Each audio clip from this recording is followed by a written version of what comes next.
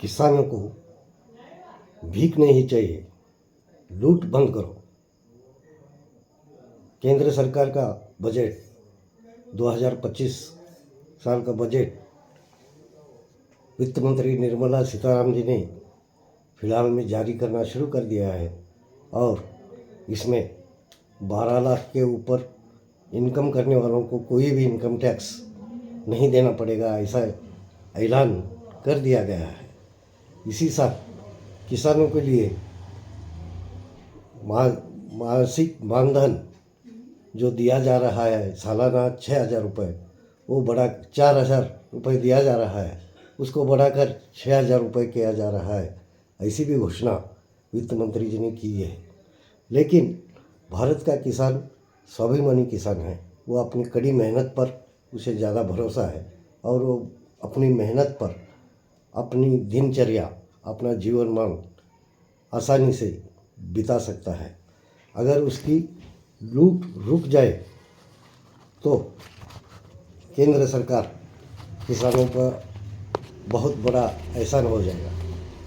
किसान आज जो भारत का किसान जी रहा है, उसकी ज़िंदगी मरने से भी बदतर है। वो बस जीना है इसलिए जी रहा है। किसानों के लिए ये सरकार कुछ कर रही है, न करने का इसका इरादा है। इस सरकार ने किसानों को भिखे कंगाल बना के छोड़ दिया है। किसानों में आज की हालत ऐसी हो गई है, अगर खेत में खाद नहीं डालेंगे तो कुछ उपजत ही नहीं होगा, कुछ भी पिकेगा नहीं। और जो पीक आएगा उसमें से जो उत्पादन आएगा, उसे अगर मार्केट में ले जाएंगे तो उसे माती मोल भाव से लिया जाता है। और खाद की कीमतें देखें तो आसमान छू रहे हैं। जब से मोदी सरकार ने सत्ता अपनाई है, उस समय से आज तक किसान के खेती में लगने वाले हर चीज़ पर टैक्स, ज़बरदस्त टैक्स वसूला जा रहा है। किसान को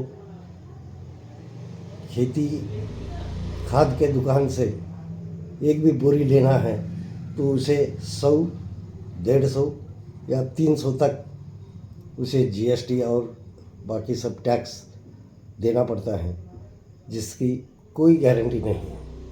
जो खाद ज़मीन में डालने पर बारिश आएगी तो उसमें से कुछ उपजद होगा और बारिश नहीं आएगी तो उस बोरी की भी कुछ कीमत नहीं।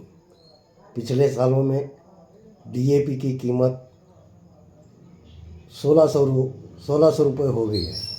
ये कीमत जब मोदी जी गवर्नमेंट में आए थे 2014 में, उस वक्त जो डीएपी की बोरी 50 केजी की वो 600-700 रुपये में मिलती थी। आज वही बोरी 45 किलो की या 50 किलो की बढ़कर 1600 या 1800 रुपये हो गई है। ये जो लूट किसानों की जा रही है, ये लूट अगर रुक जाए तो भारत का किसान अच्छी तरह से ज़िंदगी जी सकता है।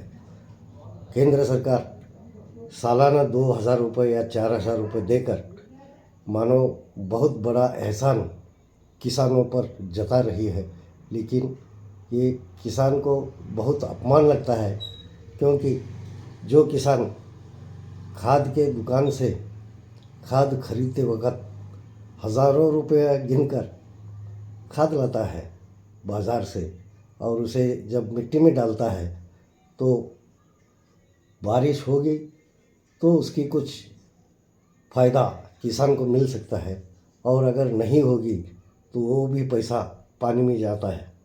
इस तरह जब किसान की उपज मार्केट में आएगी तो उसे कीमत ज़ीरो हो जाती है, उसे कुछ कीमत ही नहीं रहती और सरकार की लूट हम पर बरकरार रहती है।